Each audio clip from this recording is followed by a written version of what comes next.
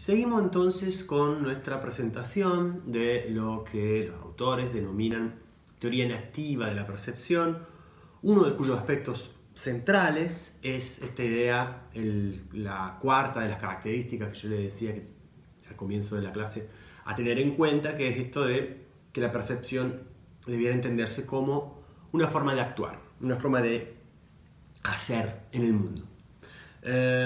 Previo a eso, otro de los aspectos previo a entrar a este punto, digamos, de la percepción como pragmática o como una manera de actuar, hay otro punto fundamental, otro punto central en la concepción de lo que es percibir en la óptica fenomenológica, que están defendiendo Gallagher y Zavy, y que también se enfrenta a la tradición tanto filosófica como las líneas de investigación en neurociencia y psicología más aceptada, digamos, con mayor acuerdo en la comunidad, ¿sí? ¿Cuál es la idea? Es la cuarta propiedad que yo les mencionaba, esto de que la percepción es holista. Holista significa simplemente que nos presentan los objetos, que, bueno, a los que accedemos a través de la percepción de manera completa, como todos, ¿sí? Como conjunto y no como la suma de las partes, ¿sí? Esto está relacionado con lo que yo les explicaba al final del anterior video, esta idea de que desde la psicología y desde la neurociencia se entiende que nosotros lo que hacemos al percibir es ir elaborando, ¿sí? Parte por parte o más aspectos, digamos, más y más complejos de un objeto. De nuevo, su color, sus límites y sus contornos, la profundidad, etcétera, etcétera, etcétera. Siempre usando, ¿no es cierto?, la percepción visual como ejemplo, por lo que le decía al comienzo, que somos somos organismos eminentemente visuales, a diferencia de muchos otros animales. Entonces la percepción como holista. Ahora vamos a trabajar un poco sobre qué significa esto, ¿sí? Hay como dos maneras de mirar a esta idea de que la percepción es holista. Yo les diría que son dos grandes partes, digamos, de esto. La primera es el tema del contexto y en particular la relevancia o importancia del contexto para la percepción, especialmente para la percepción visual, ¿sí? Y el otro aspecto es que nosotros cuando percibimos objetos, ¿sí? Percibimos objetos en su totalidad, a pesar del hecho de que siempre, efectivamente, lo que estoy percibiendo es algún aspecto, es algún perfil, ¿sí? Desde determinada perspectiva, ¿sí? Piensen por favor, tratemos de sentarnos en la percepción visual, que va a ser como me parece más fácil, si nos centramos en la percepción visual, ¿sí? Entonces, estos dos aspectos, primero el tema del contexto, la relevancia del contexto, esto es que nunca vemos objetos en aislamiento, nunca vemos objetos solos, sino siempre objetos en un contexto. Aquí mismo me pueden ver a mí en el contexto de mi hogareño, digamos, en un contexto de mi hogar, pero eso vale para cualquier cosa, ¿sí? Es muy difícil pensar en la percepción de objetos solos, aislados, ¿sí? Siempre hay un juego de figura-fondo. Y por otra parte, la idea de que percibimos objetos en su totalidad, a pesar de que nuestro acceso de ese objeto en su totalidad es siempre a través de algún perfil, algún aspecto de ese objeto, ¿sí? Esto es simplemente para introducir ambas caras de esta idea de que la percepción es holista. Cabe decir, ¿sí?, que la idea de que la percepción es holista es muy deudora de otra tradición psicológica, también algo denostada, si se quiere, la psicología de la Gestalt. Y algunos de estos principios de la psicología de la Gestalt, más bien de mediados del siglo XX, han sido recuperados y trabajados por la tradición fenomenológica, y eso es lo que están tratando de recuperar Gallagher y Zavy aquí.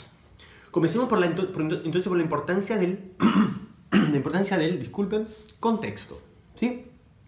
Lo que yo les decía, nunca vemos objetos solos, nunca vemos objetos aislados del resto, y nunca vemos una figura sin un fondo, sino que siempre la percepción tiene que ver con el juego de figura-fondo y la observación de objetos siempre acompañada por contextos físicos, ¿no es cierto? Estamos hablando de la visión de percepción visual de objetos físicos, materiales que nos rodean, ¿sí?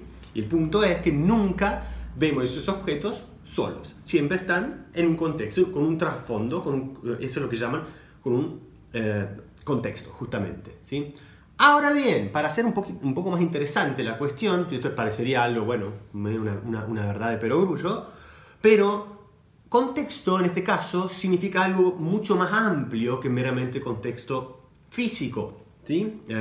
Contexto físico como puede ser, bueno, todo lo que ven aquí alrededor mío, ¿no es cierto? Por ejemplo, o no lo sé, ver una persona en la cima de un monte o de una pradera, no sé, yo veo a la persona y veo a la vez, ¿sí? Todo lo que lo rodea, el contexto físico. No, acá estamos hablando, además de ese contexto físico, también del contexto pragmático. Es decir, el contexto pragmático ya estamos pensando en la psiquis, en la misma realidad psicológica de la persona que percibe. El punto es que en los procesos y fenómenos psicológicos que tienen que ver con la percepción siempre están acompañados, ¿sí? Y eso también hace al contexto de la percepción por objetivos, intenciones, deseos, ¿sí? El contexto más bien, llamémosle psicológico, y en particular cuáles son los propósitos, cuáles son las acciones que se están proponiendo. Voy a tener que cortar. El contexto al que estamos haciendo referencia entonces no es solamente físico, ¿sí? Sino también, llamémosle el contexto, bueno, pragmático, justamente. Yo lo miraría desde el lado psicológico, es decir, hay otro conjunto de procesos psicológicos que tienen que ver con, de nuevo, mis intenciones, mis objetivos, lo que quiero yo cuando miro, cuando estoy observando algo, lo que yo... cuáles son mis intenciones, cuáles son mis objetivos, cuáles son mis propósitos, ¿sí? Que también hacen el proceso mismo de percibir algo, ¿sí? No podemos, digámoslo así, no podemos disociar el hecho de percibir visualmente algo, de ver algo, del contexto psicológico que hace a las, que llaman aquí pragmático, a las acciones que yo pretendo realizar, al objetivo que yo pretendo satisfacer y demás, ¿sí?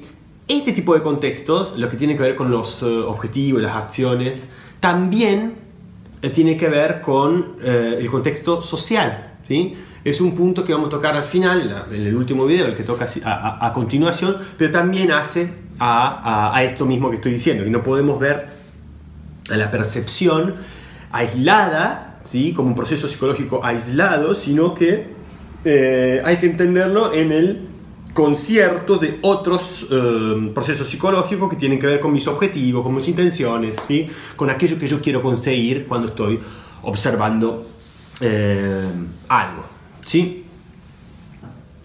Esta idea de que la percepción es siempre percepción dentro de algo, pero dentro de un contexto, ¿sí? Estudiado, como decía, disculpen, ahí un momento. Estudiada primeramente por la psicología de la Gestalt, ¿sí? Se puede ver muy claramente en lo que son las ilusiones visuales, que han sido una vía para el estudio de la percepción muy difundida a mediados del siglo XX, ¿sí? Se entendía que las percepciones visuales podían ser una buena manera para entender qué pasa con las ilusiones visuales, no sé qué dije, para ver qué pasa cuando vemos algo, ¿sí? ¿Qué pasa en las desviaciones de una percepción, digamos, visual correcta? Y bueno, dos de los ejemplos más conocidos, que son los ejemplos trabajados en el libro, podríamos mencionar más, pero quedémonos con estos porque son, bueno, me parecen muy claros, dan una idea de que la percepción de objetos siempre es percepción en contexto, pero en la óptica fenomenológica que estamos trabajando sería una mirada muy renovadora respecto de cómo interpretamos las ilusiones visuales. Muy novedosa, ¿sí? Y ya le voy a decir por qué. Pensemos, por ejemplo, ahora en la percepción es siempre percepción en contexto, ¿sí? Y en ese sentido la percepción es holista. En el caso de la ilusión de Müller-Lyer, ¿sí? Famosísima, supongo de las ilusiones visuales más conocidas, que son fallas en la estimación de la longitud de dos líneas rectas por el agregado o no de unas flechitas, digamos, sí, una flechita en sus extremos, ¿sí? Si yo invierto esa flechita, la que sería la línea de arriba que tiene, mi estimación de la longitud de esa línea recta va a ser equivocada en el sentido objetivo, porque, bueno, se trata de líneas... va a ser equivocada porque voy a entender que es mucho más larga la primera que la segunda, pero es un error porque justamente se trata de líneas rectas exactamente iguales, ¿sí? En el caso de la ilusión de Ebbinghaus, también muy conocida, lo que tenemos de nuevo es un error, lo que fue tradicionalmente interpretado como un error en la estimación del tamaño del círculo que ahí tienen en naranja, en anaranjado, ¿sí? en el medio de otros circulitos, más bien, bueno, grises. ¿Por qué? Porque, bueno, de nuevo se trata de dos círculos naranja exactamente iguales, ¿sí? Y el contexto es lo que hace que nos equivoquemos, ¿sí? El hecho de que los circulitos, en el primer caso eran las flechas, y en este caso son, o bueno, los extremos, ¿no? de las flechas. Y en este caso se tratan de los circulitos grandes o pequeños, más grandes o más pequeños respecto del círculo naranja que rodea, ¿no? que rodean. Es un punto, las ilusiones visuales estas son muy, me parece, plantean de manera muy clara el modo en que el contexto afecta a la percepción. Ahora bien, la idea de los autores es que, dado que es un error creer que se trate de malas estimaciones, que se trate justamente de errores en la percepción cuando decimos, no, acá tenemos un círculo más grande, acá tenemos un círculo más pequeño. Digamos, equivocarnos en no decir que son iguales los círculos. Dado que el carácter holista de la percepción, ¿sí? es puesto en primer plano por parte de las fenomenólogas, no es un caso aislado, siempre vemos en contexto, entonces deberíamos, esto está tratando de defender Gallagher y Savi, reinterpretar estas ilusiones visuales como forma de, no ilusiones justamente, sino de percepción correcta, percepción del modo en que percibimos siempre. Digamos, si nosotros dijéramos que estas ilusiones que estas percibir, digamos, tanto las líneas Müller-Lyer como los círculos de Ebbinghaus se trata de ilusiones, ¿sí? Estaríamos dejando de lado el hecho de que efectivamente siempre vemos en contexto, siempre vemos objetos en un marco mayor. Entonces, en realidad, argumentan Gallagher y Savi, no se trata efectivamente de errores, sino se trata de casos de percepciones correctas, digamos, de percepción correcta y percepción natural, digamos, casos normales de percibir en contexto, ¿sí? Entonces digo, esta idea de que nunca percibimos objetos aislados debiera llevarnos a reinterpretar las ilusiones visuales, estas entre otras, como justamente no casos de ilusiones, sino casos en los que efectivamente estamos viendo bien y estamos viendo, como siempre vemos, objetos en un contexto, objetos rodeados de otros objetos o bueno, o de un trasfondo y demás, ¿sí? Y eso es lo que justamente pasa siempre en la percepción visual, y en ese sentido no se trataría de, un caso de percepción desviada o errada, sino digamos, estos objetos, por más que objetivamente, ¿sí? Yo con una regla puedo agarrar y decir, sí, efectivamente son, qué sé yo, miden 3 centímetros una línea 3 centímetros la otra, y efectivamente la circunferencia o el diámetro de los círculos son exactamente iguales. Esos objetos, desde la percepción, los objetos tal como son vistos, ¿sí? O percibidos visualmente, son diferentes, ¿sí? Hay uno más pequeño hay un círculo más pequeño y un círculo más grande, hay una línea más larga y una línea más corta, ¿sí? Entonces, si le damos la importancia que tiene al hecho de que siempre vemos objetos dentro de un contexto, debiéramos reinterpretar estas ilusiones como caso de, justamente, no ilusiones, sino como caso de percepciones, de percepción de acuerdo con las propias reglas de funcionamiento de la percepción. Siempre ver objetos en un contexto, ¿sí? Ahora, como yo le decía, hay otro aspecto de esta idea de que la percepción es holista, que la percepción nos brinda acceso a los objetos como un todo y no como la elaboración de partes para llegar a ese todo, sino que el todo es como lo que directamente aprendemos en la percepción, por lo menos en la percepción visual, que es en la que nos estamos centrando aquí. El segundo aspecto de esta idea de la percepción como holista es justamente que nosotros siempre percibimos objetos, ¿sí? En su totalidad, en ese sentido es holista. Yo percibo un vaso como un objeto en toda, digamos, su plenitud, digamos, a pesar de que yo siempre lo que estoy haciendo es viendo un aspecto nada más, o un perfil de ese objeto. ¿Está bien? No hay manera que ustedes miren, qué sé yo, una manzana roja en vuestra mano, ¿sí? En realidad lo que ustedes están haciendo es observar solamente una cara de esa manzana, un aspecto, una parte de esa manzana, que yo puedo luego dar vuelta, mirar para arriba, ¿está bien? Que puedo jugar, digamos, con la manzana y observarla en todos sus aspectos, pero generalmente siempre lo que vemos es perfiles de un objeto, ¿sí? Y no el objeto en su totalidad. Esta es la suerte de el juego que hacemos, digamos, entre la percepción de un perfil del objeto, que a la vez, al mismo momento, o sea, en el mismo acto de percibir ese perfil, yo lo que estoy percibiendo es la manzana, el vaso, ¿está bien? Estoy percibiendo el objeto en su totalidad, ¿sí? ¿Por qué pasa esto, entonces?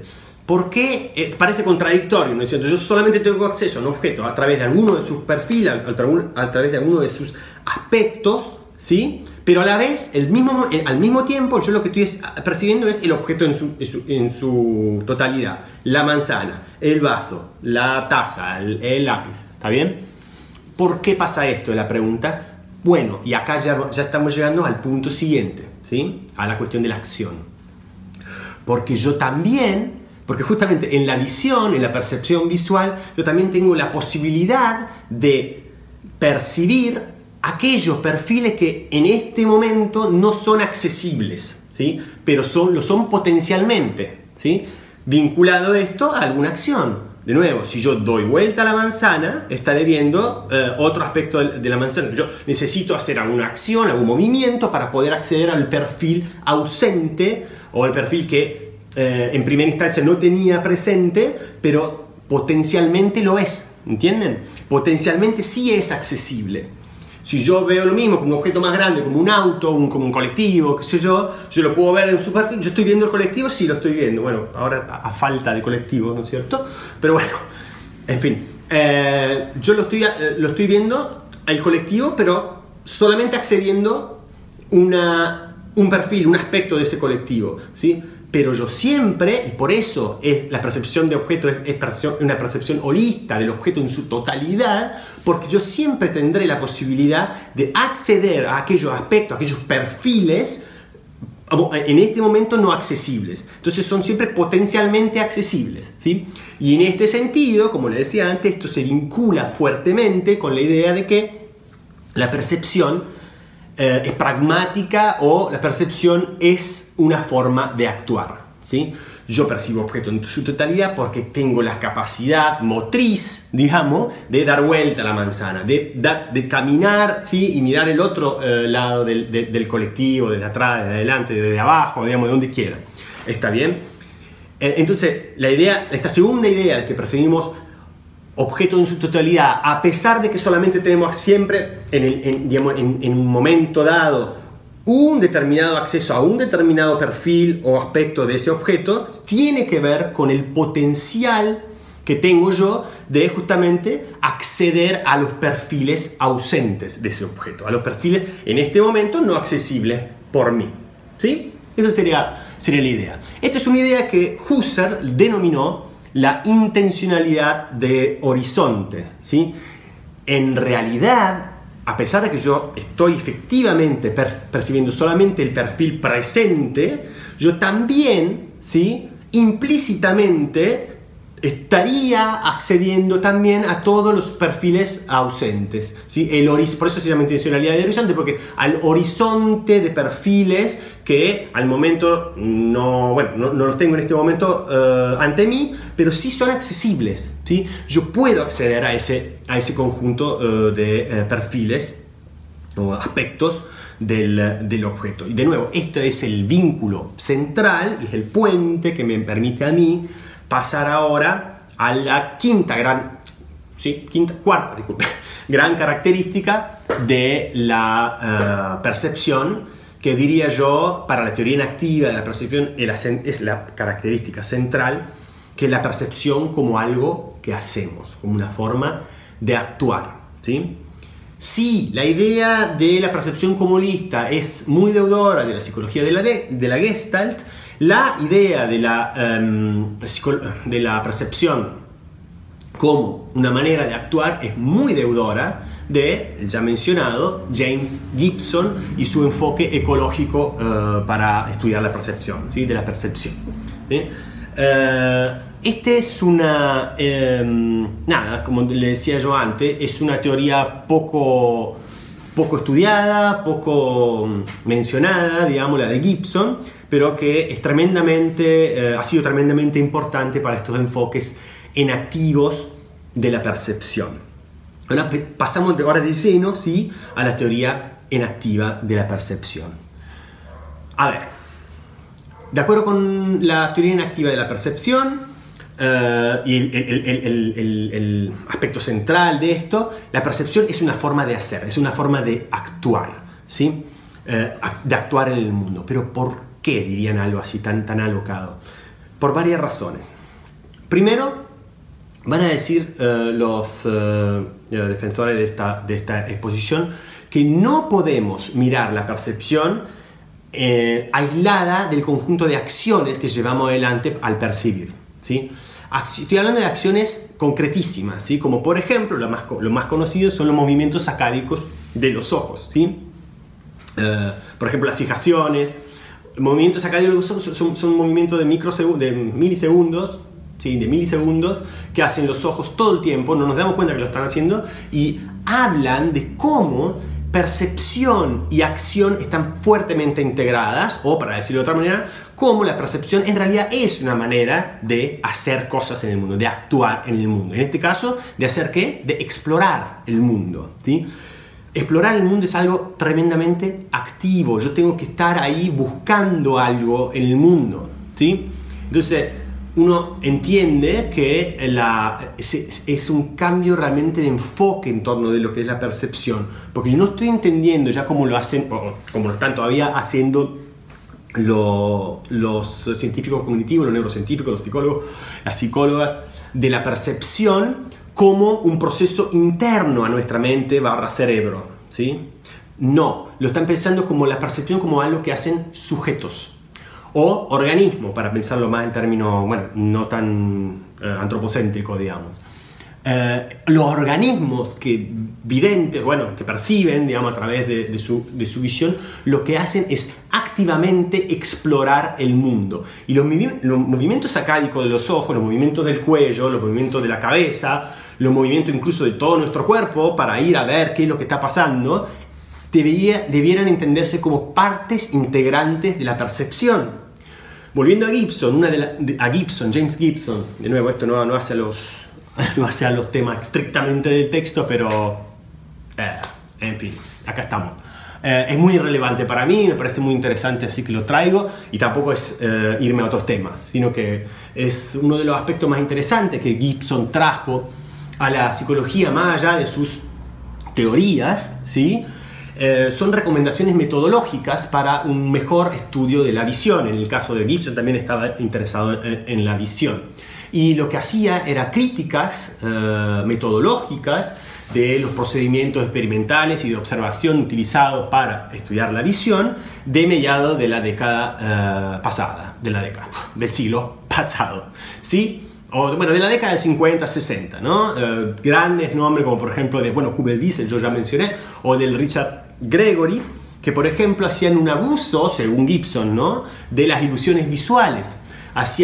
Porque, digamos, las ilusiones visuales son un caso extraordinario. Nosotros debiéramos, según Gibson, estudiar a la visión, ¿sí?, en contextos ecológicos, justamente, en el contexto donde efectivamente el organismo, el animal o el ser humano efectivamente percibe, ¿sí?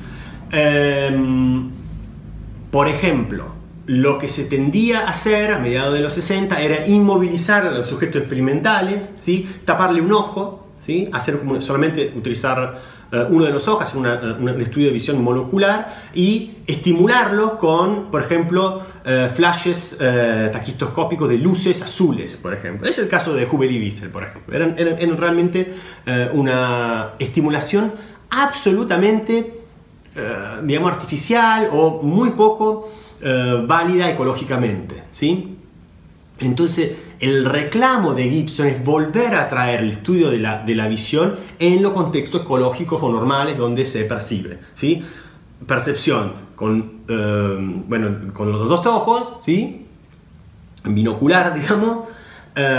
Percepción en la que el sujeto es el que percibe. ¿Por qué? Porque puede mover los ojos, puede mover la cabeza, ¿sí?, puede incluso mover su cuerpo para explorar el entorno, ¿sí? Entonces es realmente un cambio de paradigma, si se quiere, en el estudio de la percepción. Psicólogos cognitivos y neurocientíficos y neurocientíficas del siglo XX tendieron a estudiar la percepción como un proceso intramental que pasa adentro de nuestro cerebro, de nuestra cabeza. Mientras que acá lo que estamos pensando es que la percepción es una forma de acción, porque la percepción es algo que hacen sujetos, organismos, ¿sí? ¿Está bien?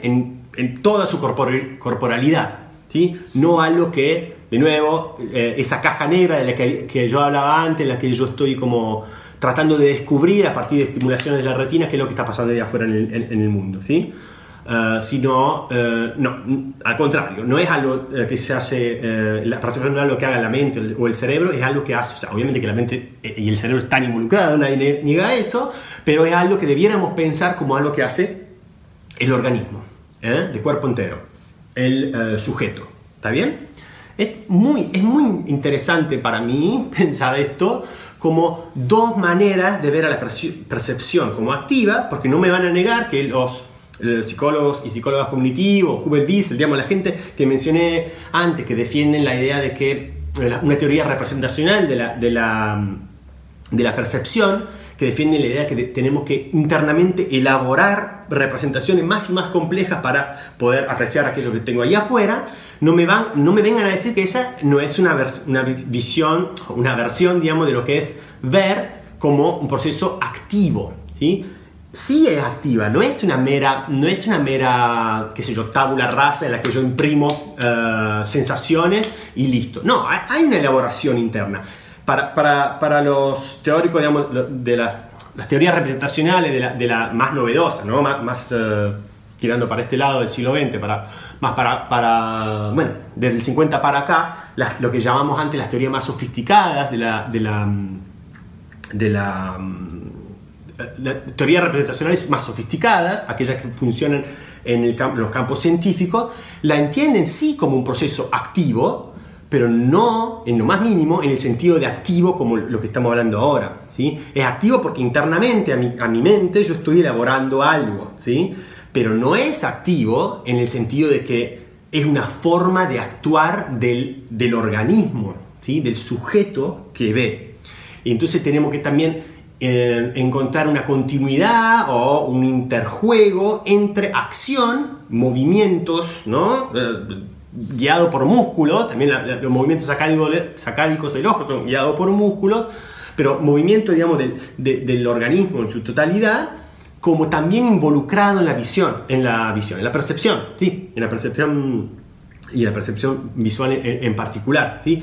Es muy, digamos, sería muy artificial tratar de estudiar la visión, ¿sí? Entendiéndola como un proceso totalmente desligado de nuestras acciones. No solo el hecho de que mencionaba yo antes, que el contexto involucra objetivos y las acciones y lo que yo estoy efectivamente buscando, sino por esto que les digo que la percepción debiéramos entenderla como algo que hace el sujeto, un sujeto que tiene movilidad y que busca activamente explorar el mundo que lo rodea, ¿sí?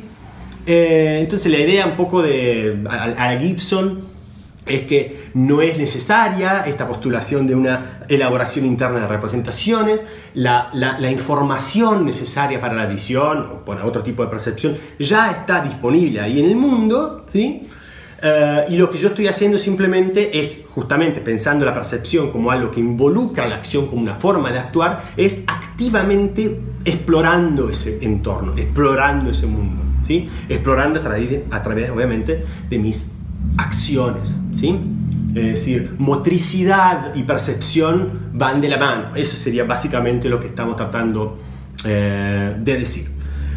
Hay unas pequeñas alusiones ahí de fenómenos que me parecen muy interesantes, e incluso lo pueden ver por YouTube. Hay muchos ejemplos de lo que se llaman ceguera al cambio o ceguera inatencional, que, permítanme abrir un paréntesis, no son la misma cosa, ¿sí? Le estoy tratando de mencionar algunos experimentos, ¿sí? Y este fenómeno muy interesante que se llama ceguera al cambio y ceguera inatencional, que Gallagher y Savić presentan como agua para su propio molino, ¿sí? Es decir, evidencia empírica que mostraría que efectivamente la percepción es una manera de actuar en el mundo. Ustedes pueden buscar los casos más famosos, han sido, bueno, uno creo que pueden buscarlo como inattentional blindness, deberían ponerlo en inglés, ¿no es cierto? Ceguera inatencional, en la que yo lo único que les anticipo para que puedan hacer el experimento, después si quieren lo puedo subir a la información de este video, ¿sí? Se le pide algo, ¿sí? Se le pide algo al sujeto experimental, como por ejemplo, este es el caso más conocido, contar el número de pases que hay en un encuentro de básquetbol, básquet. Y bueno, pasan cosas básicamente que tienen que ver con que yo no me doy cuenta, yo no logro, dada que mi atención está dirigida al número de pases, yo no logro ver ciertas cosas, ¿sí? Ahora, también vale decir, como información como cultura más o menos general, que ceguera al cambio y ceguera inatencional no son la misma cosa, como parecen presentarlo acá los autores.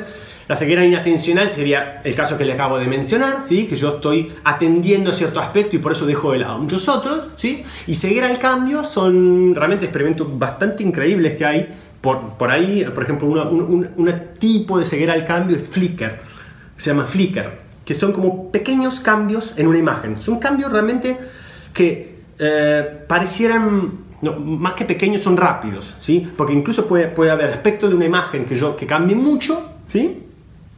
Y bueno, el punto de que yo tengo ceguera al cambio, que yo no logro detectar ese cambio. Ahora, no tiene nada que ver con que yo esté pidiéndole que atiendan, como experimentador, que mi sujeto experimental atienda un determinado aspecto de la escena visual, ¿sí? No, esto es simplemente como si fuese un cuadro, ¿sí? En el que algo está cambiando y es muy llamativa, esa es la ceguera al cambio.